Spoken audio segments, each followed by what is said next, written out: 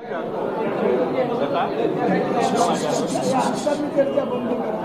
थोडा थोडा हे बाबा हे चहा वगैरे बंद आता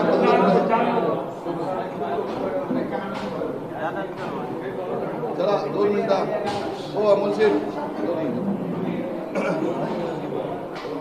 सर्व पत्रकार मित्रांचं या ठिकाणी स्वागत करतो. आणि जुने माझे जे सगळे सहकारी आहेत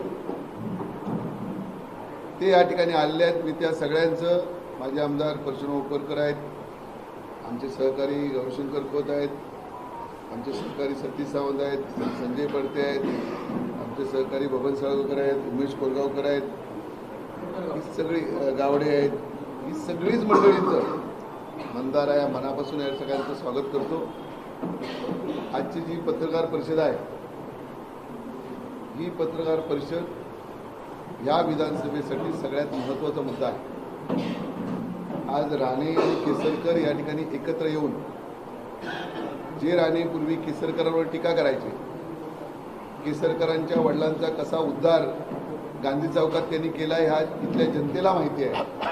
आणि केसरकरांनी सुद्धा यांचा उद्धार ज्या शब्दात केला आहे, त्यांना काय काय म्हटलंय, खलनायक म्हटलंय, नरकासूर म्हटलंय, जे जे काय म्हटलंय, आणि आज ते एका वेगळ्या ईर्षेने इथले एकत्र भारतीय जनता पक्ष जो पूर्वीचा होता तो त्याचा कसा पडछा पाडायचा, त्याचा कसा तो संपवायचा, या दृष्टिकोनातून ही एकत्र झालेली मंडळी आहेत. आणि म्हणून त्याच सगळ्याच गोष्टीवर आज या सगळ्या पत्रकार परिषदेत माझे बोलायला सगळे सहकारी आलेत. मी त्यांचं पुन्हा एकदा स्वागत करतो. आणि मग आपल्याला जरी म्हणजे मी पुढे बोलेलच, पण माझे सगळे सहकारी या सगळ्या गोष्टीवर आपापलं मत या ठिकाणी मांडले. पहिल्यांदा मी जी उपरकर यांना या ठिकाणी सांगतो. खऱ्या अर्थाने केसरकर त्यावेळी शिवसेनेत असताना नारायण यांना अपयशी म्हटलं. ज्या ज्या पक्षात केसरकर जातात ते तो पक्ष केसरकर नारायण यांनी संपवतात. आज ते दोघे एकमेकाच्या मांडीला मांडी मारतात. म्हणून आम्ही सर्वजण एकत्र आलो आहोत. कारण राजनजींनी आणि आम्ही खऱ्या अर्थाने राणेंना आणलं अशा प्रकारचा सर्वसामान्य कार्यकर्त्यांकडे मेसेज आहे. आता आम्ही सर्वजण एकत्र येऊन राणे प्रायव्हेट लिमिटेड कंपनी जुहूच्या बंगल्यावर त्यांना हवा घ्यायला पाठवणार आहोत. यासाठी सर्व एकत्र जमलेलो आहोत. खऱ्या अर्थाने या ठिकाणी केसरकर आणि जिल्ह्यातल्या किती लोकांना रोजगार दिला, केसरकरांनी किती लोकांना रोजगार दिला किंवा किती लोकांचं काम केलं हे जनतेने सांगावं. आज या ठिकाणी बदल करण्याची गरज आहे. बदल घडला तरच विकास होणार आहे. पण 15-15 वर्ष एकाच ठिकाणी राहायचं, जनतेला निवडणूक आली की लोकांना फसवायचं, हे आणतो ते आणतो ते आणतो, जे होणार नाही ते सांगायचं. आणि अशा पद्धतीने केसरकर जे काम करतायत त्या केसरकरांना पण संपवण्याची गरज आहे जनतेने, आणि नारायण यांना पण संपवण्याची गरज आहे. आज राणे खऱ्या अर्थाने जशी काँग्रेसमध्ये गेल्यानंतर शिवसेना चोरली तसे आता भारतीय जनता पक्षात आपला मुलगा तिथे आणि दुसरा इथे मुलगा शिवसेनेमध्ये राहून तो मुलगा आता शिवसेना चोरण्याचा प्रयत्न करतो आहे. आणि त्यामुळे केसरकर त्यांना साथ देत आहे. आणि BJP यावेळी दोघे मिळून केसरकर आणि असलेले निलेश राणे हे BJP चोरणार आहेत. त्यामुळे BJPच्या कार्यकर्त्यांनी सावध भूमिका घ्यावी, कोणाला मदत करावी ते ठरवावं. नाहीतर हे उद्या सकाळी संपूर्ण इथे BJPच्या वरिष्ठांनी किंवा BJPच्या कार्यकर्त्यांनी BJP वाढवली ती संपवण्याचं काम या ठिकाणी करतील. काही कालांतराने शिवसेना संपवायला औषधाला ठेवणार ना असं नारायण राणे सांगत होते, त्या कालांतराने निलेश राणे बोलू शकेल की मी इथे भारतीय जनता पक्ष ठेवणार नाही. त्यामुळे भारतीय जनता पक्षाने याचा ध्यान ठेवावा आणि पूर्व इतिहास जाणावा. आणि निलेश राणेंचं जे दापोलीमध्ये झालेलं भाषण त्याचं स्मरण करावं आणि जनतेकडे मत मागावं. सगळ्यात सुरुवातीला की बघा, भारतीय जनता पक्षाच्या कुठल्याही नेतृत्वाने आमचं काहीच वाईट केलं, आम्हाला कुठलीही गोष्ट चुकीची केली नाही.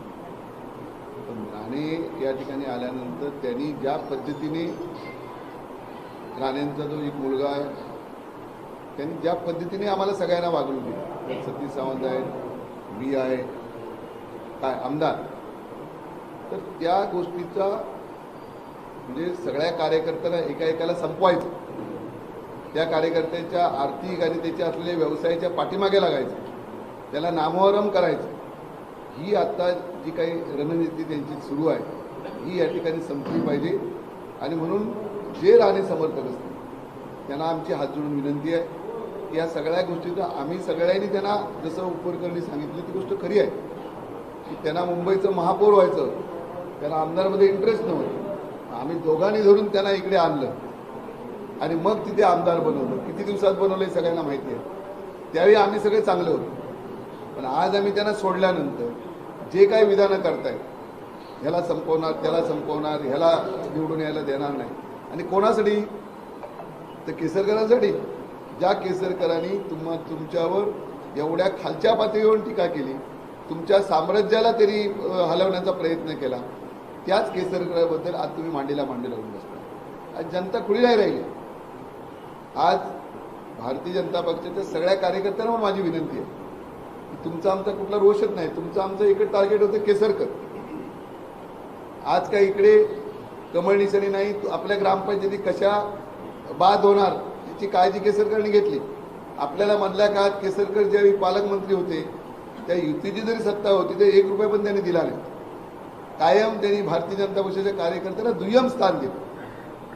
बांद्याचं क्रीडांगण हे विनोद तावडे साहेब असताना मंजूर केलं. 40 ग्रामपंचायत ठराव दिला, पण केसरकरांनी हट्टीपणाने 1 एकरामध्ये जिमखान्याच्या बाजूला त्यावेळी आमचे बबन साळगावकर नगराध्यक्ष होते की जिमखान्याची वाट लावू नका असं ते सांगत होते. त्यांनी ठराव केला विरोधात, तरी हट्टाने त्यांनी तिथं हे केलं. आज मल्टीपर्पजचा विषय आहे तो त्या ठिकाणी तसा हट्टाने 7.5 वर्षापूर्वी होऊन पोहोचलो. मल्टीपर्पज हॉस्पिटलचा आज अनेक विषय असे आहेत की ज्या विषयामुळे आज तुम्ही कुठला प्रचार घेऊन जाणार आहे? केसरकरांनी 1 नोकरी लावणार नाही म्हणून सांगणार आहे? केसरकरांनी मल्टीपर्पजची वाट लावली की ते डॉक्टर आले नाहीत ते सांगणार आहेत? आज मालवणमध्ये जर 20 लाख पर्यटक येत असतील तर ह्या वेंगुर्ल्यामध्ये, ह्या आंबोलीमध्ये, ह्या मांगेलीमध्ये, ह्या किलाळीमध्ये आज किंवा या सावंतवाडी शहरामध्ये किती लोक या ठिकाणी येतात पर्यटक, ह्याचा विचार कधीतरी केसरकरांनी या ठिकाणी केला पाहिजे. आज इथले शेतकरी बागायती ह्या सगळ्या सोडून बाजूला चालले. का चालले? गवरड्यांचा त्रास आहे, हत्तींचा त्रास आहे, माकडांचा त्रास आहे, शेकरूचा त्रास आहे. 5 वर्ष त्या खात्याचे राज्यमंत्री केसरकर होते. आज या शेतकऱ्यांचं दुःख दिसलं नाही का? आज शेतकऱ्यांचा कर्जमाफीचा विषय आहे. बऱ्याच लोकांनी कर्ज घेतली होती ते माफ होणार या आशेने त्यांना कर्जमाफी मिळाली नाही. बऱ्याच लोकांना विम्याचा प्रश्न आहे की त्यांना पैसे मिळत नाहीत. बऱ्याच लोकांचे खावटी कर्ज जे होतं हे पूर्वी माफ होणार म्हणून लोकांनी भरलं नाही. अनेक प्रश्न शेतकऱ्यांचे, काजूबीचा विषय आहे, हमीभावाचा विषय आहे. पहिल्यांदाच शेतकरी कुठेतरी रस्त्यावर त्या ठिकाणी प्रांत ऑफिसच्या समोर आले. अनेक विषयाला या ठिकाणी आपल्याला वाचा या ठिकाणी फोडायची आहे. आणि ह्या माध्यमातून या दोघांनी जे काही भारतीय जनता पक्षाच्या कार्यकर्त्यांना त्रास द्यायला सुरुवात केलेली आहे. मला एक सांगा की नारायण राणे यांनी सावंतवाडीच्या दोडा मार्गमध्ये काय बोलले? जे लोक काम करतील त्यांना फटके पडतील. म्हणजे काय? तुम्ही ज्या कार्यकर्त्यांनी तुम्हाला 32,000च्या जवळपास मतदान दिलं, अहोरात्र मेहनत केली, जीवावर बाजी लावून त्या ठिकाणी काम केलं, आणि तुमचा मुलगा जो आमदार आहे तो म्हणतो की मॅन ऑफ द मॅच कोण? तर केसरकर. तर केसरकरच्या प्रेमापोटी एखाद्या कार्यकर्त्याला दाबायचं, त्याच्यावर अन्याय करायचा, कार्यकर्त्यांवर अन्याय करायचा, कार्यकर्त्यांवर जबरदस्ती करायची, कुठली भाषा? ह्या सगळ्या दबावातून सगळ्या कार्यकर्त्यांनी बाहेर यायला पाहिजे. आज काय भारतीय जनता पक्षाचा उमेदवार नाही, आज इकडे बाबा कमळ निशाणी नाहीये, पण जो अन्याय केसरकरांनी केला आणि परत जो दहशतवाद केसरकरांनी सुरुवातीला आणला आणि आज पुन्हा आमच्याच कार्यकर्त्यांना जर फटके मारणार हे जर म्हणत असतील तर कार्यकर्त्यांनी या दोन्ही लोकांचा विचार केला पाहिजे. मतदान करताना मैदानात यायला पाहिजे, सगळ्या कार्यकर्त्यांनी एकत्र यायला पाहिजे. ही निवडणूक एक आगळी वेगळी म्हणून जसं सांगलीत झालं तशी आपण ही निवडणूक हातात घेतली पाहिजे.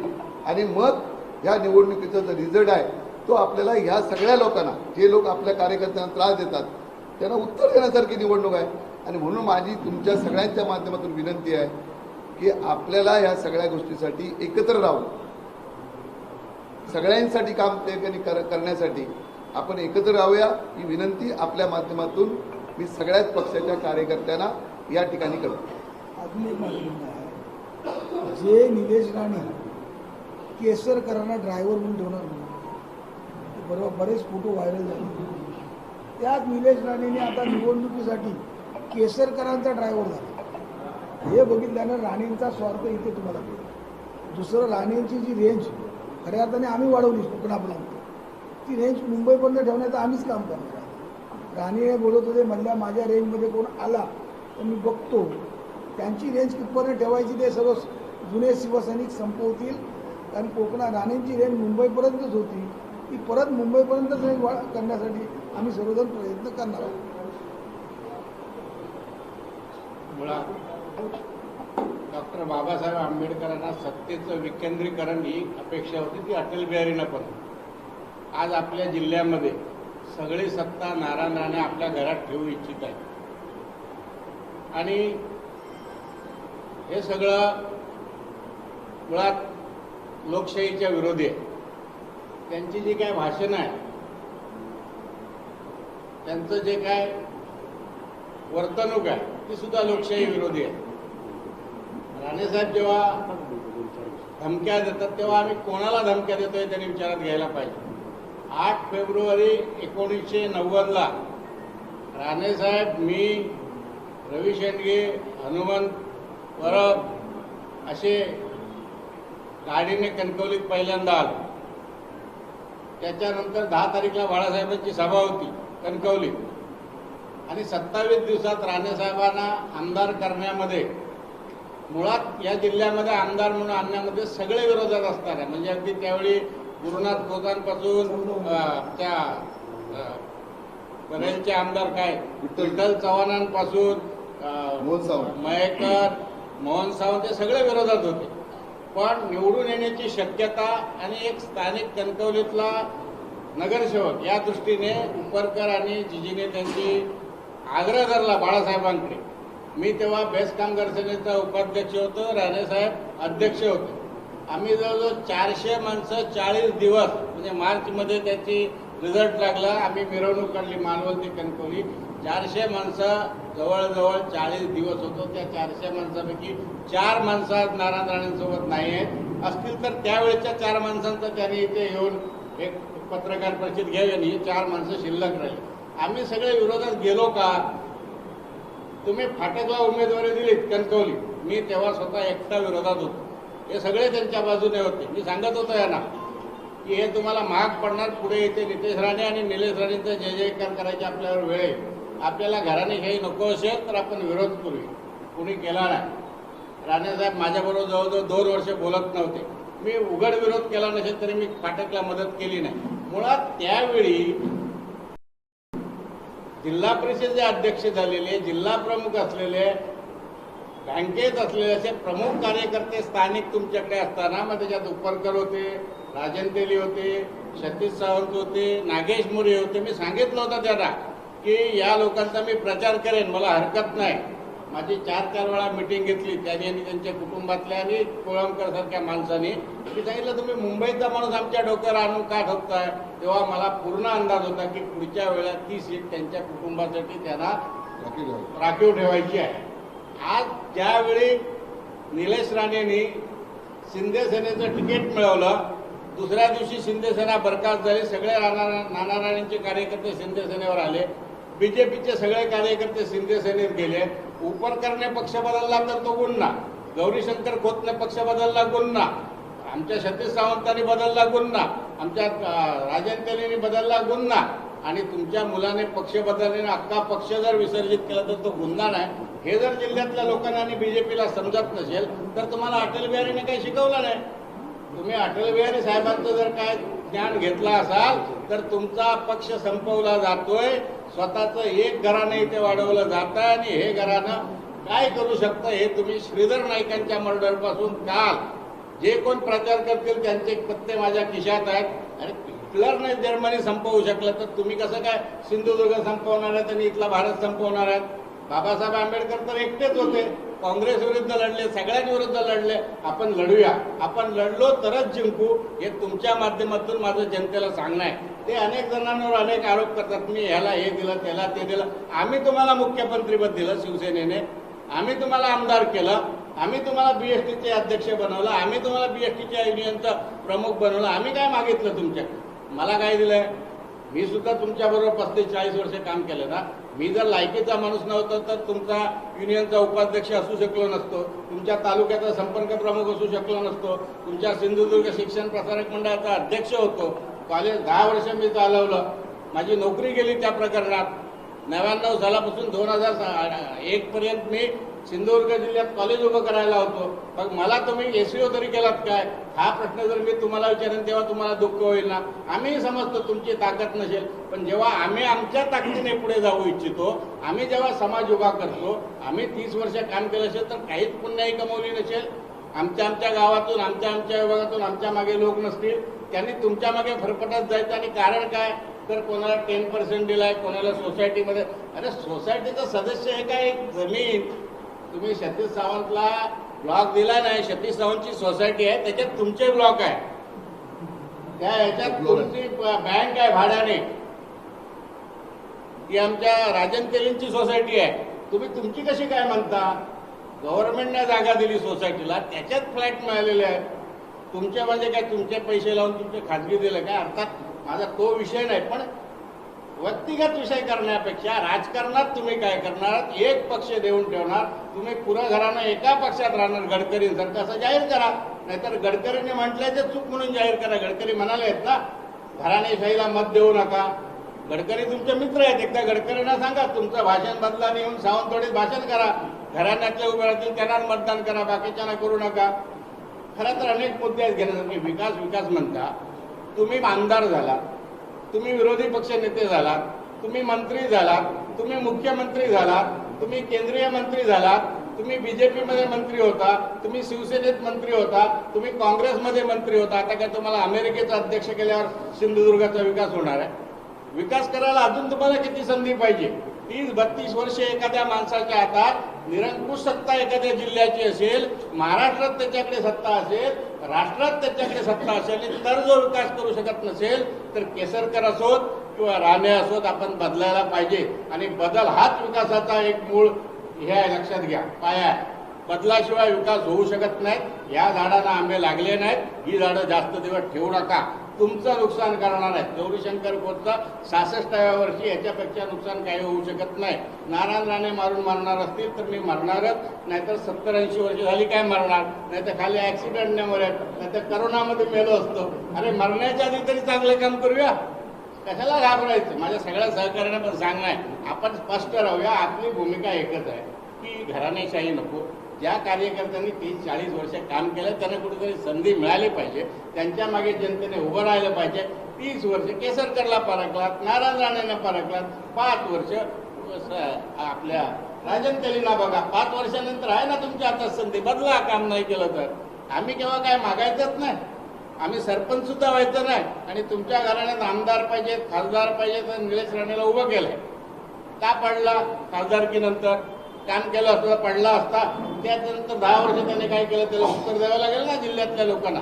ते तुम्ही द्यायला पाहिजे. बाबा निलेश राणे 5 वर्ष खासदार होता, एवढं चांगलं संसदेत काम केलं, एवढी कामं केली लोकांची, आणि त्या 10 वर्षानंतर पडल्यानंतर सुद्धा असा कार्यरत होता, ही कामं केली. हे राणे साहेबांनी सांगायला पाहिजे. ते न बोलता याला मारेन, त्याला जोडेन, त्याला तोडेन. आता वेंगुर्ल्यात तुम्ही बघितलेलंच आहे, उपरकरच्या वेळी दांडे घेऊन नाथपेंच्या वारसाना, बरोबर ना? खासदार आणि मंत्री माणसाला मारामारी करताना वेंगुर्ल्यात लोकांनी बघितलेलं आहे. 5/12/2005 यांचा तारीख पण लक्षात आहे, माझं एवढं लक्षात. सांगायचा उद्देश काय? आपल्या जिल्ह्याची ही संस्कृती नाही. नाथपै, दंडवते, जोशी, सुरेश प्रभू ही जिल्ह्याची संस्कृती आहे. हे सुद्धा लोकांबरोबर लढले, पण हे लढताना कधीही यादी अशी भाषा वापरली नाही. यांनी नारायण राणे साहेबांवर किंवा इतर पक्षांवर सुद्धा अशी टीका केली नाही. ही निवडणूक शांततेत होऊ देत, ही निवडणूक विचारांची होऊ देत, ही निवडणूक कामाच्या विषयावर होऊ देत, आणि त्याच्यावरच चर्चा जनतेत होऊ देत अशी मला वाटतं. आणि आम्ही हे सांगायला इच्छा आलं, मी स्वतः, की तुम्ही 88 पासून जर जिल्ह्यात आहात तर 1988 पासून 2014 पर्यंत आम्ही सुद्धा तुमच्याबरोबर होतो. आम्ही तुमच्या प्रत्येक कामात सहभाग दिलेला आहे. दुर्दैवाने तुमच्या गुन्ह्यात पण आम्ही सहभागी आहे आणि त्या गुन्ह्यांची पण आम्ही जनतेकडे या ठिकाणी माफी मागत आहोत. आमच्याकडून पण काय चूक झाली असेल तर जनतेने विसरून बदल करण्यासाठी यावेळेला जनतेने बाळासाहेबांच्या, उद्धवजींच्या, आदित्यजींच्या, शिवसेनेच्या सोबत उभं राहायला पाहिजे. केसरकर हे निव्वळ ढोंगे माणूस आहेत. त्यांनी काय केलेलं आहे, नारायण राणेंबद्दल काय बोललेले आहेत, त्यांच्या मुलाला म्हणजे नितेशला उठवून कसं जेलमध्ये टाकलेलं आहे, त्यावेळी त्यांनी काय स्टेटमेंट केली आहे हे केसरकरांना एकदा विचारा आणि त्यांना एकदा एक्सप्लेन करायला लावा की मी पूर्वी बोललो होतो ते सगळं खोटं होतं, आता बोलतोय ते खरं आहे. त्यानंतर केसरकरांकडे बघा. त्यांच्या आजोबांना ते स्मगलर म्हणाले होते. एकदा नारायण राणे साहेबांनी येऊन सांगून देत केसरकरांचे आजोबा स्मगलर नव्हते. केसरकरांनी हे सगळे प्रश्न विचारा. पत्रकारांनी सुद्धा विचारलं पाहिजे. यावर तुमचं आता काय म्हणणं आहे म्हणून मी आपला जास्त वेळ घेत नाही, पण तुमच्या माध्यमातून मी जनतेला असं आवाहन करेन की ही निवडणूक आपण विचारांची करूया, ही निवडणूक आपण कार्यकर्त्यांची करूया, ही निवडणूक आपण दहशतवादी विरुद्ध करूया, ही निवडणूक आपण घराणेशाही विरुद्ध करूया आणि ही निवडणूक जिंकून पुऱ्या जिल्ह्यातल्या 3ही मतदारसंघात ही निवडणूक जिंकून आपण बाळासाहेबांना श्रद्धांजली वाहूया. गद्दारांना आपण त्यांची जागा दाखवूया अशी आपल्याला विनंती करतो.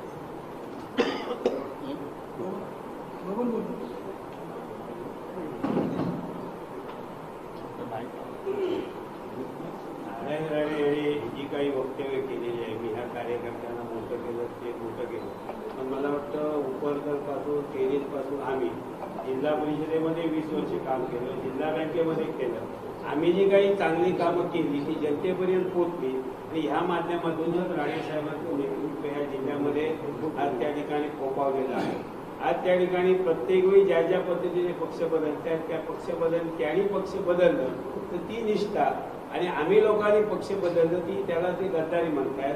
आज ह्या जिल्ह्यामध्ये आज ते सांगतात की निलेश राणेला त्यांनी शिंदे सेनेत पाठवलंय. हेच कुणाचे जर रणजित देसाई, दत्ता सामंत यांना न विचारता शिंदे सेनेत गेले असते तर मला वाटतं त्यांना कोणती वागणूक दिली असती हे राणेसाहेबांनी जाहीर करावं.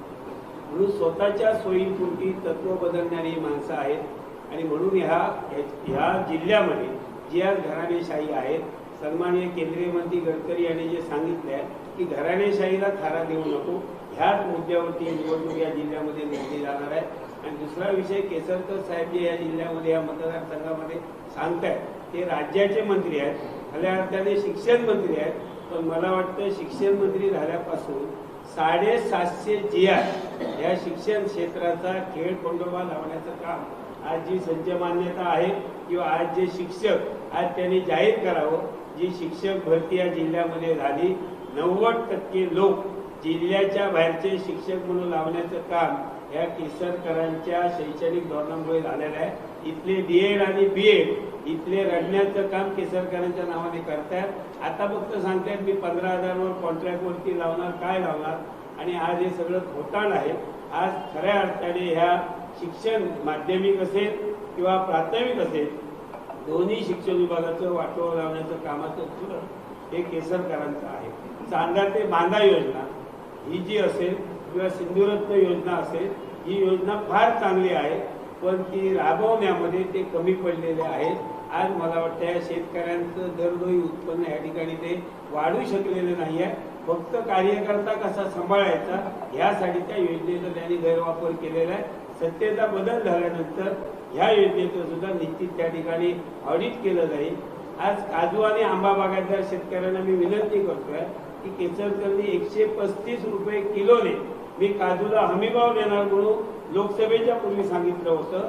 आज त्यांनी 135 रुपये हमीभाव का दिला नाही, आणि जी जिल्हा बँकेत असते वेळी मी काजू उत्पादक शेतकरी कंपनी केली आहे त्यांनी सुद्धा केसरकरांच्या भूलथापांना बळी पडू नये. खऱ्या अर्थाने ह्या मतदारसंघातील काजू आंबा बागायतदार, नारळ असतील, सुपारी बागायतदार असतील यांनी यावेळी केसरकरांना जाहीर विरोध करायला पाहिजे. खऱ्या अर्थाने बागायतदारांचं नुकसान करण्याचं काम केसरकरांनी केलेलं आहे. त्यांना हमीभाव दिलेला नाही आहे, कोणत्या प्रकारची कर्जमाफी दिलेली नाही.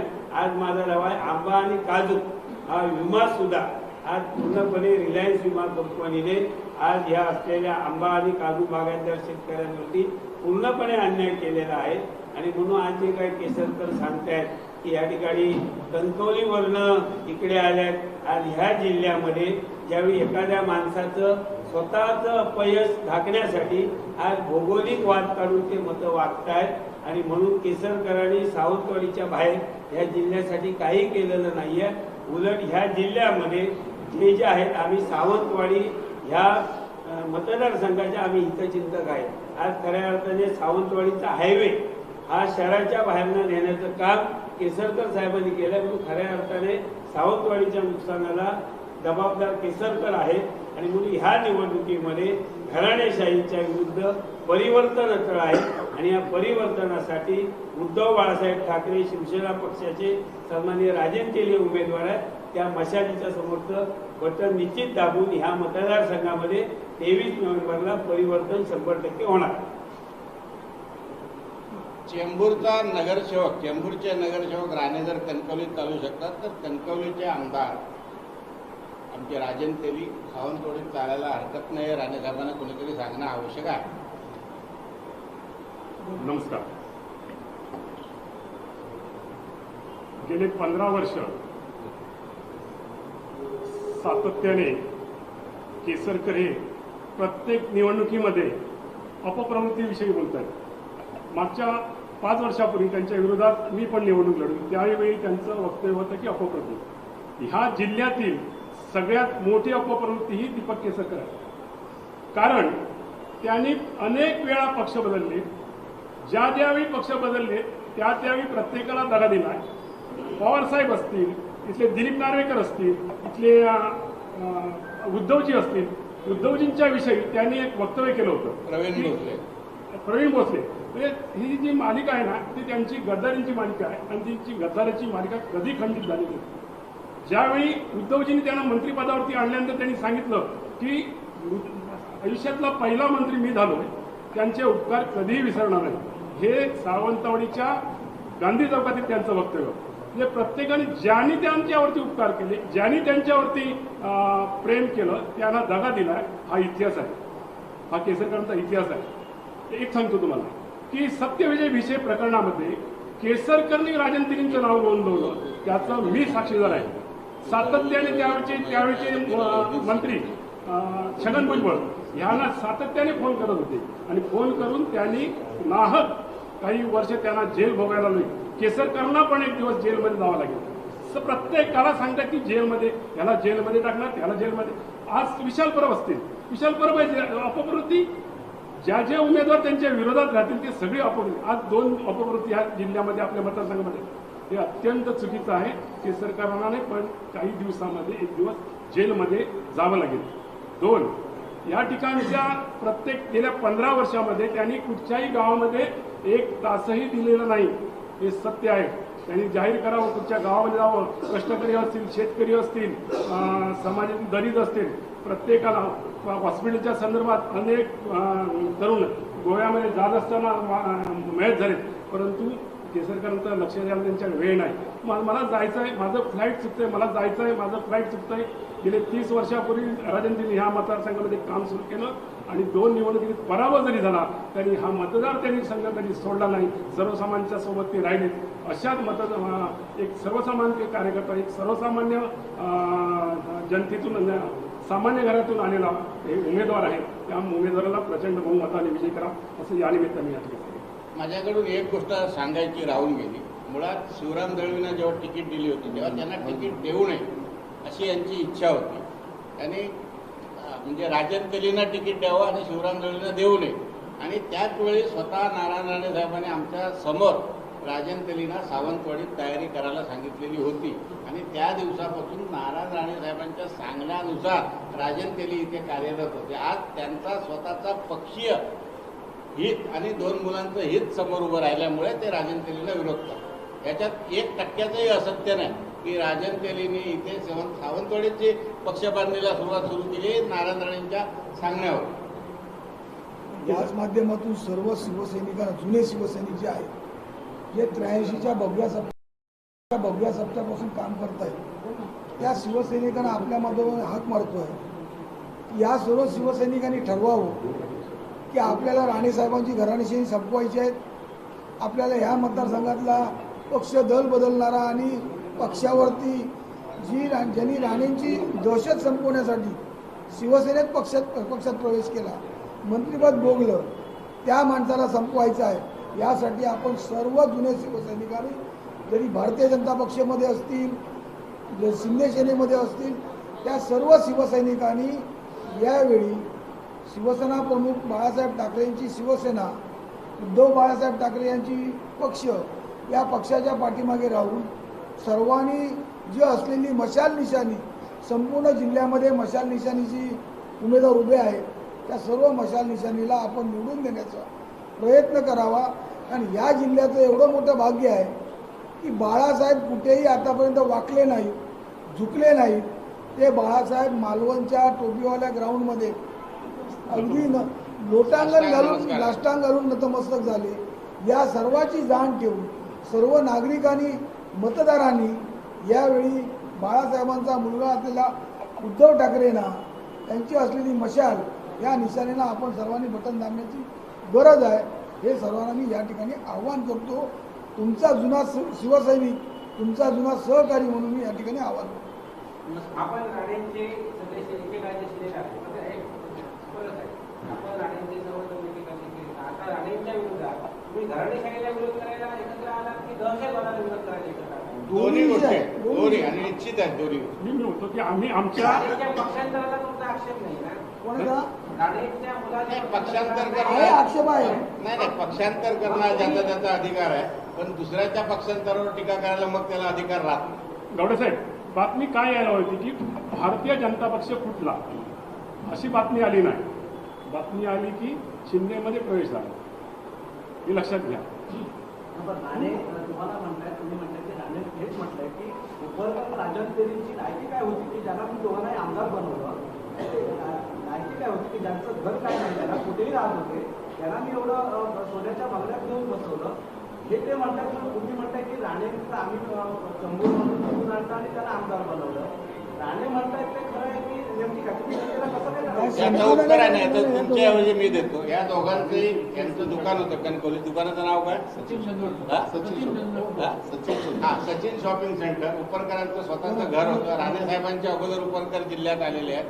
राणेसाहेबांची जी गाडी होती त्यांच्या हक्काची, त्यांचं BLU 101-800 ही होती. तुम्ही गोष्ट लक्षात घ्या.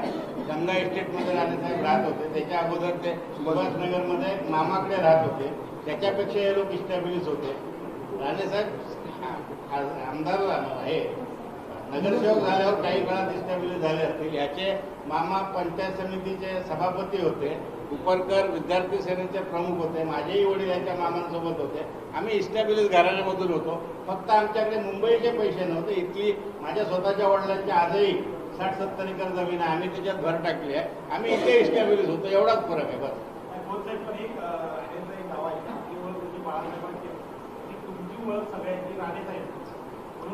नाही नाही, आम्ही बाळासाहेबांचे पहिले मला बाळासाहेबांचे शिवसैनिक. मला प्रश्न विचारला, मी उत्तर देतो.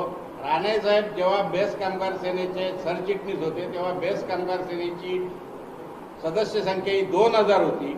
मी उपाध्यक्ष झाल्यावरती 18000 केली. आणि राणे म्हणजे BST आणि खोत म्हणजे BST असं मी केलेलं होतं. इंजिनिअरिंग कॉलेज उभं करताना 10 वर्ष मी घालवलेली आहेत. तेव्हा 150-150चं वेटिंग लिस्ट असायचं. आता इनटेक कमी झालेलं आहे. तर आमच्यात जर ताकद नसती तर मी राणेंचा उपाध्यक्ष झाला नसतो, त्यांच्या मतदारसंघाचा संपर्क प्रमुख झाला नसतो, त्यांच्या संस्थेचा अध्यक्ष झालो नसतो. राणे पूर्वी आमच्या क्षमता नसती तर झालं असतो का? पण जेव्हा आमदारकी द्यायची आली तेव्हा त्यांना उपरकर नाही आठवला, खोत नाही आठवला, सतीश सावंत नाही आठवला, मुंबईचा फाटक आठवला. त्याच्यावरून तुम्ही त्याचा अर्थ काढा.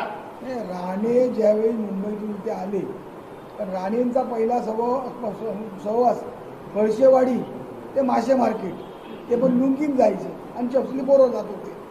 आम्ही खऱ्या अर्थाने दोघांनी ज्या मालवण तालुक्याचा विरोध असताना आम्ही लोक त्यांना गावोगावं फिरवली आणि गावागावातली संघटना दाखवून दिली. त्यामुळे राणे आमच्यामुळे निवडून आलेत, आम्ही त्यांच्यामुळे नव्हतो. राणेला कोणते कसं काय राणेना जिल्ह्यात नाही सांगतो, राणेना जिल्ह्यात आणलं त्यावेळी राणे एक सुसंस्कृत नगरसेवक म्हणून तिथे होते, म्हणून त्यांना आम्ही आमच्या जिल्ह्यातला एक राणेंचा पूर्व इतिहास काय सांगतो तिकडचा चिमूरमधला? चिमूरमधला असला तर सिंधुदुर्ग जिल्ह्यामध्ये एक आमच्यासारख्या सर्वसामान्य कार्यकर्त्यांकडे पैसे नव्हते. राणेंनी BST मध्ये बऱ्यापैकी पैसे कमवलेले होते. ते पैसे इथे आणावे आणि वापरावेत, कारण आम्ही सर्वसामान्य नागरिक होतो. आमच्या जमिनी होती, घरं होती, सगळं काय होतं. पण या ठिकाणी असा कोणतरी माणूस असला पाहिजे. त्यावेळी समाजाचं राजकारण होतं, मराठा समाजाचा मनुष्य असला पाहिजे. ही मागणी बाळासाहेबांकडे आम्ही सर्वांनी ठेवली. त्यामुळे बाळासाहेबांनी राणेंना उमेदवारी दिली. 14 उमेदवार त्यावेळी मागणी करत होते, पण बाळासाहेबांनी राणेंना उमेदवारी दिली. आणि 28 दिवस मगाशी खोत मी सांगितल्याप्रमाणे खोत साहेबांचे जवळजवळ 400 लोक म्हणजे प्रत्येक गावात माणूस होता. 400 लोक गावागावात फिरत होते. एवढंच नव्हे तर आम्ही गावागावात जाऊन राणेंची ओळख करून दिली. त्या जुन्या शिवसैनिकांनी खऱ्या अर्थाने राणेंना मोठं केलं, राणेंनी आम्हाला मोठं केलं. 1983 मध्ये पहिल्यांदा मातोश्रीवर जाणारे आम्ही कार्यकर्ते आहोत. ज्यावेळी विद्यार्थी सेनेच्या माध्यमातून मोहन रावडे विद्यार्थी सेनेचे प्रमुख होते, त्या राणेने आम्हाला मातोश्रीवर नेलं नाही, तर आम्हाला मोहन रावडेने याच्यावर नेलं. आणि आम्हाला जे घडवण्यात सहकार्य आहे ते वामनराव महाडिक साहेबांचं आहे. या जिल्ह्यातली शिवसेना ही वामनराव महाडिक साहेबांनी वाढवली आणि टिकवली. हे नंतर आले. 1987ला ज्यावेळी भगवा सप्ताह झाला, त्यावेळी भगवा सप्ताहाला आम्ही बघायला गेलो की कोण आमच्याकडे नगरसेवक होते. जे दिलेले ते आमच्याकडे आले नव्हते, म्हणून 1987ला गेलो. आम्ही 1983 पासूनच या सगळ्या प्रवाहात होतो, विद्यार्थी सेनेचं काम करत होतो. ते मातोश्री आम्हाला राणेने नाही दाखवली. मातोश्री 1983 मध्ये मोहन रावले आम्हाला तिकडे घेऊन गेले. तुमच्या प्रश्नात आहे ना, तुमच्या प्रश्नाचं ज्या दिवस कुठल्या शिवसैनिकांनी राणेच्या शरीराने राणेला विरोध दाखवला, म्हणजे सिंधुदुर्ग मतदारसंघ फिरून दाखवला, तेच राणेच्या आता एकेकाचे सर्व शेजार राणेला तेच राणेच्या आता सर्व मी देऊ का? मी उत्तर देऊ का? पहिला तुमच्या प्रश्नाला ना डायव्हर्सिफिकेशन.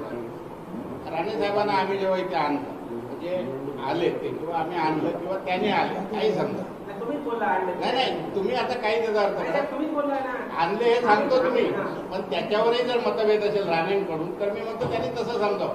पण जेव्हा आम्ही एखाद्या माणसाला आणतो, त्याची उंची वाढते, त्याची ताकद वाढते, तेव्हा त्याचा दृष्टिकोन पण वाढतो. आम्हाला माहित नव्हतं की आणताना की यांच्या सुधारणा होणार नाही. तुम्ही म्हणता सुधारणा नाही झाली तर त्याला काय करायचं? चंद्रशेखर ऐका प्लीज, मी सांगतो प्लीज. चंद्रशेखर साहेब भारताचे पंतप्रधान होते. त्यांची पार्श्वभूमी बघा आणि पंतप्रधान किंवा खासदार झाल्यानंतरची पार्श्वभूमी बघा. जेवढा माणूस उंचीवर जातो तेवढा तो सुधारला पाहिजे, त्याचा दृष्टिकोन सुधारला पाहिजे, त्याची भाषा सुधारली पाहिजे आणि त्याचा व्यवहार सुधारला पाहिजे. राणे साहेब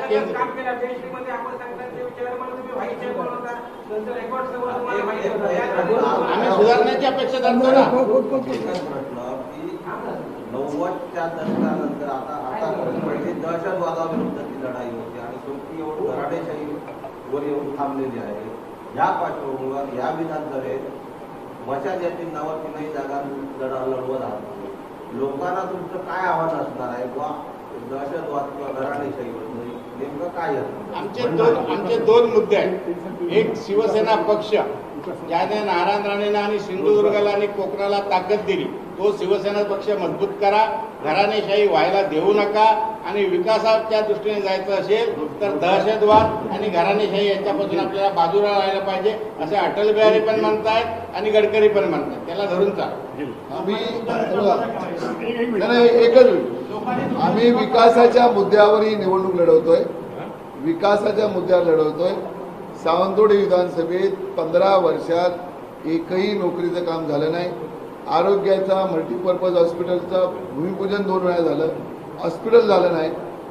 इथे जे काही पर्यटनातून वाढ व्हायला पाहिजे होती, या आंबोली असेल, चौकुळ असेल किंवा वेंगुर्ल्याची किनारपट्टी, तिथं त्या संदर्भात काय काम नाही. चौथी गोष्ट, शेतकऱ्यांना जो दिलासा द्यायला पाहिजे होता तो या ठिकाणी दिला गेला नाही. या 4 विकासाच्या मुद्द्यावर आम्ही या ठिकाणी निवडणुकीला सामोरं जातोय. आणि मग बाकीचे जे मुद्दे आहेत हे त्याच्यावर आहेतच, पण महत्त्वाचे मुद्दे जर संधी शिवसेनेला या ठिकाणी दिली तर त्याच माध्यमातून आम्ही सगळी मंडळी या जिल्ह्यातल्या लोकांना खऱ्या अर्थाने जो रोजगार आता म्हणतात, राणेसाहेब म्हणतात 500 कंपन्या आणणार, दीपक केसर म्हणतात 28 कंपन्या आणणार, त्याहीपेक्षा आम्हाला तुम्ही सहकार्य करा एवढीच विनंती आपण आजच्या या माध्यमातून लोकांना आम्ही अपील करतो. आणि ह्याच बरोबर एक लक्षात ठेवा, ही प्रेस शेवटची नाही. दर 4 दिवसांनी निवडणूक काळात आम्ही सर्व एकत्र येऊन प्रेस घेणार. आणि आपल्या प्रश्नाचं तुमच्या बोलण्याचं एक स्पष्ट होत आहे की ज्यावेळी हा मी सांगतो. मी पहिलं तुमच्या पहिल्या प्रश्नाचं उत्तर देतो की लोकांनी आमच्यावर विश्वास का ठेवायचा. तर प्रदीर्घ काळ केसरकरांनी राणेंना संधी देऊन जाईल. विकास झाला असं कोणाचं म्हणणं असेल लोकांचं, खरोखर प्रगती झाली, खरोखर 2.5 लाख उत्पन्न असेल तर काय प्रश्नच शिल्लक राहत नाही. मग त्यांना संधी देऊन झाली, आता आम्हाला संधी देऊन बघा. संधी दिल्यानंतर हा तुम्ही प्रश्न विचारू शकता 5 वर्षांनी काय काय फायदा म्हणून. दुसरं तुम्ही मला सांगितलं की पुष्पगुच्छ. आजही मी सांगतो, व्यक्तिगत राणे आणि राणे कुटुंब यांच्याबरोबर माझं वाकडं नाही, माझं वैचारिक वाकडं आहे. माझ्या फेसबुक पेजवर जा, मी राष्ट्रीय स्वयंसेवक संघाचा स्वयंसेवक आहे. त्याच्यानंतर जॉर्ज साहेबांबरोबर काम केलं, त्याच्यानंतर मी शिवसेनेत आलो आणि त्याच्यानंतर सिंधुदुर्गात कार्यरत झालो. त्याच्यामुळे कोणाबरोबरही माझं वैयक्तिक वाकडं नाही. जेव्हा वैभव नाईक काँग्रेसमध्ये होते किंवा संदेश परकार काँग्रेसमध्ये होते तेव्हाही त्यांच्यानी माझे चांगले संबंध होते. इंजिनिअरिंग कॉलेजला जेवढं काय मला सामान लागलं किंवा कन्स्ट्रक्शनसाठी लागलं, भले वैभव नाईक नारायण राणेंच्या विरोधातील नारायण तरी ते सामान मी त्यांच्याकडूनच घेतलेलं आहे. त्याच्यामुळे माझा कोणाशी वैयक्तिक वैर नाही. नारायण राणे ह्या व्यक्तीशी व्यक्ती म्हणून वैर नाही, राजकीय वैर आहे. तुमच्या बोलण्यातनं एक स्पष्ट होतं की त्यावेळी तुम्ही सामान्य शिवसैनिक असताना नारायण राणेंना तुमच्यावर लागलं गेलं. आज सुद्धा या मतदारसंघातल्या सामान्य नाही, शिवसैनिक लादलं गेलं असं आम्ही कधीच लादलं. तुमच्या बोलण्यातून तसंच की त्यांना तुम्हाला पाठवलं आणि तुम्ही स्वीकारलं. आज सुद्धा नाही मागितलं या दोघांनी. आज सुद्धा माझा प्रश्न आहे की आज सुद्धा या मतदारसंघातल्या शिवसैनिकांची भावना तीच आहे की सामान्य शिवसैनिकाला डावललं जातं. त्याविषयी तुम्ही काय सांगता? मी एक स्पष्ट सांगतो, सगळ्या शिवसेनेच्या प्रमुख पदाधिकाऱ्यांना शैलेश परब सकट मी स्वतः उद्धवजींनी स्वतः ही निवडणूक लढवणार काय विचारलेलं होतं. त्याने अक्षमता दाखवली आर्थिकदृष्ट्या सुद्धा आणि सामाजिकदृष्ट्या सुद्धा. त्याच्यानंतर राजन तेलींना पक्षातर्फे रिक्वेस्ट केली गेली की तुम्ही मूळ शिवसैनिक आहेत, तुमचा राग शिवसेनेवर नाही राणे साहेबांवर आहे, त्या कृपया तुम्ही येऊन मूळ शिवसेनेत सहभागी व्हा आणि निवडणूक लढवा. तुम्ही म्हणालात की आता साहेब पण म्हणाले की आम्ही दर 4 दिवसांनी पत्रकार परिषद घेणार. तुम्ही राणेंचे काय 4 दिवसांनी? तुम्ही राणेंचे एकेकाचे जवळचे शिलेदार होतात. राणेंना या जिल्ह्यात दुर्गवण्यामागे आम्ही पक्षाचे होतो. आज परत एकदा सांगतो, राणे रामराव आमचा चांगला आहे, पण वैयक्तिक राणे साहेबांचे आम्ही कोण. अनेक पक्षांतरानंतर झाले म्हणून सांगतो मी की जवळचे शिलेदार तुम्ही होता. त्यानंतर तुम्ही राणेंना या जिल्ह्यात दुर्गवला. तर राणेंच्या जवळ असल्यामुळे पुन्हा राणेची अनेक गुपिते माहिती असतील, अनेक रहस्य माहिती असतील. ती रहस्य तुम्ही कुठली पत्रकार परिषदेमध्ये उघड करणार आहात? पहिली गोष्ट पक्षांतर जरी झाली असती तरी मी स्वतः शिवसेनेतून कधी काँग्रेसमध्ये गेलो नाही. मी सांगतो काँग्रेसमध्ये गेलो नाही आणि नाण्यांची वैयक्तिक गुपितं उघडी करायला आम्ही इथे आलेलो नाही. राणे साहेबांनी जे काय आरोप केले ते मला आम्ही तुम्हाला बनवलं, आम्ही तुम्हाला हे दिलं ते दिलं, तेवढ्यापुरतंच आम्ही आज बोलतोय. जर ते बोलले गौरीशंकर खोतला मी अमुक रुपये दिले तर मी त्याचं उत्तर देईन. राणे ज्या पद्धतीने बोलतील त्याला उत्तर त्या द्या. पद्धतीने आम्ही उत्तर देऊ. पण उपप्रधान सावधगड झाले. त्यांनी अशी ज्यांना ज्यांना मी मोठं केलं, ज्यांना आमदारकी दिली, काय सर्व पदं दिली, त्यांनी तेच माझ्या विरोधात आहे. अरे मग ज्यांनी बाळासाहेबांना मुख्यमंत्री पदावर पोहोचवलं नाही, ज्यांना बाळासाहेबांनी मुख्यमंत्री केलं, अनेक पदं दिली, ते बाळासाहेबांच्या पाठीत खंडित ते त्यावेळी बाळासाहेबांना ते धृतराष्ट्र म्हणत होते उद्धव ठाकरेच्या बाबतीत. आता काय आहे, कोण धृतराष्ट्र झालाय? आता दिसतंय ना लोकांना. स्वतःच्या मुलांसाठी आपण किती धृतराष्ट्र व्हावं आणि दुसऱ्यांना आपण धृतराष्ट्र म्हणत असताना आपण काय झालं.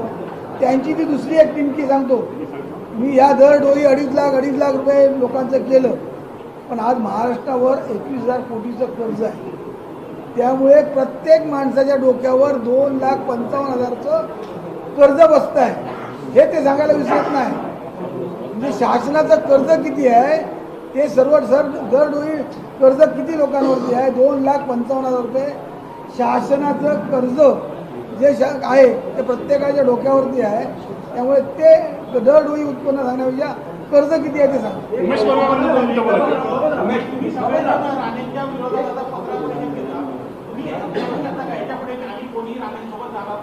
बोलत नाही दादा. मला तर 1 करोड दिवशी दिले तरी जाणार नाही. राणे हा बघा आम्ही सर्वजण आमच्या 1 करोड दिवशी. नाही आम्ही सर्वजण नाही, एक मिनिट. आम्ही सर्वजण आमच्या सर्व उतार वयामध्ये राणेंची सर्व उतार वयामध्ये आहोत. 60 साठी उल्लेख केले बबनरावने म्हटलं की ही अपप्रवृत्ती आहे. जसं तुम्ही राणेला झिरो होते त्यांना हिरो बनवला, मग आता परत hero बनवला. राणे आणि केसरकर एकत्र आले आहेत, या प्रवृत्तीला तुम्ही कसं काय बघता, कुठल्या भाषेत बघता? ती दोन्ही प्रवृत्ती आहे ना. एक लोकांना खोटं बोलणारा आणि एक लोक आपल्या स्वतःच्या स्वार्थासाठी काम करणार. या मतदारसंघातून नाही, प्रवृत्ती हे उमेश कोरगावकर बोलतायत, त्यांना थोडंसं बोलायचं. बबनरावने राजकारणामध्ये गेल्या 5 वर्ष उभे राहिले, पण बबन साहेबांनी असं कधी म्हटलं नाही की केसरकर किंवा राणे हे माझे मित्र आहेत. पण तुम्ही सर्वजण एकीकडे असं म्हणता राणे माझे मित्र, केसरकर माझे एक मित्र, आणि जनतेला तुम्ही काहीच करता. एकीकडे एक मित्र म्हणून त्यांच्याकडे तरी जावाची जनता म्हणते, नाहीतर त्यांच्याशी शत्रुत्व तरी करा आणि आमच्याशी समोर या, असं का म्हणजे होताना दिसत नाही. राजकीय दृष्ट्या राणे साहेबांबद्दल बरोबर आमचं वैर आहे, याच्याबद्दल तुम्ही मनात शंका ठेवू नका. जेव्हा राजकीय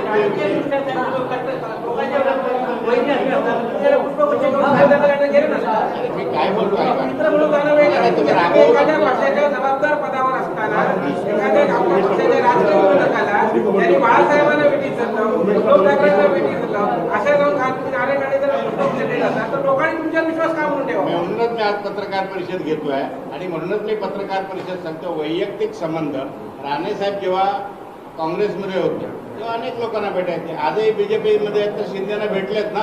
जर शिंदेच्या घरात राणेसाहेब जात असतील बीजेपीत असून तर तुम्हाला वाईट दिसत नाही. आणि मी राणेसाहेबांना भेटलो तर वाईट दिसतं. आता शिंदे साहेब सुद्धा शिवसेना तोडूनच गेले आहेत ना. उमेश कोरगावकर बोलायचं. बोलू आपण वेळोवेळी पत्रकार परिषद घेणार आहे, तरी आपण संपूर्ण चला. मी 91 साली शिवसेनेचा एकमेव नगरसेवक म्हणून या सावंतवाडीत नगरपालिकेत निवडून आलो. त्यावेळी हे दीपक केसरकर स्वीकृत नगरसेवक म्हणून त्या सभागृहात आले होते. त्यानंतर मदत करत ज्यांनी त्या सभागृहात त्यांना आणून बसवलं, त्यांच्या डोक्यावर पाय ठेवून यांनी नगराध्यक्षपद पटकावलं.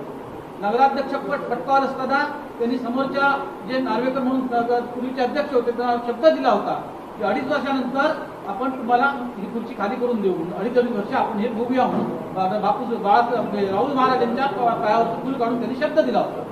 त्यानंतर संपूर्ण अखंड काँग्रेस असताना यांच्यावर अविश्वास ठराव आणला आणि रिइलेक्शन लागली. त्यावेळी आम्ही 3 नगरसेवक दुसऱ्या वेळी निवडून आलो होतो. तेव्हा रिइलेक्शन लागली तेव्हा त्यांच्याकडे पुरेसं संख्याबळ नव्हतं. त्यावेळी आम्ही एका तत्वाने त्यांना मदत करायचं मी ठरवलं. बाकीच्या 2 नगरसेवकांचा माझ्या निर्णयाला विरोध होता. त्यावेळी राजन तेली साहेब हे जिल्हा प्रमुख होते. त्यावेळी मी त्या जिल्हा प्रमुखांना सांगितलं, साहेब दगडापेक्षा वीट मऊ, आपण दीपक केसरकरांना नगराध्यक्ष बनवूया, दोन्ही नगरसेवकांना तुम्ही समजावून सांगा.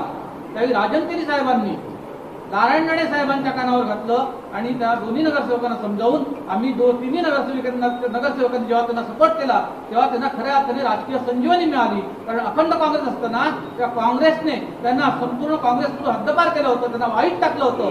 परंतु राजन तेली साहेबांच्या आशीर्वादाने आणि आमच्या 3 नगरसेवकांच्या मतांच्या जीवावर ते नगराध्यक्ष झाले. हा इतिहास आहे. चलो धन्यवाद. धन्यवाद.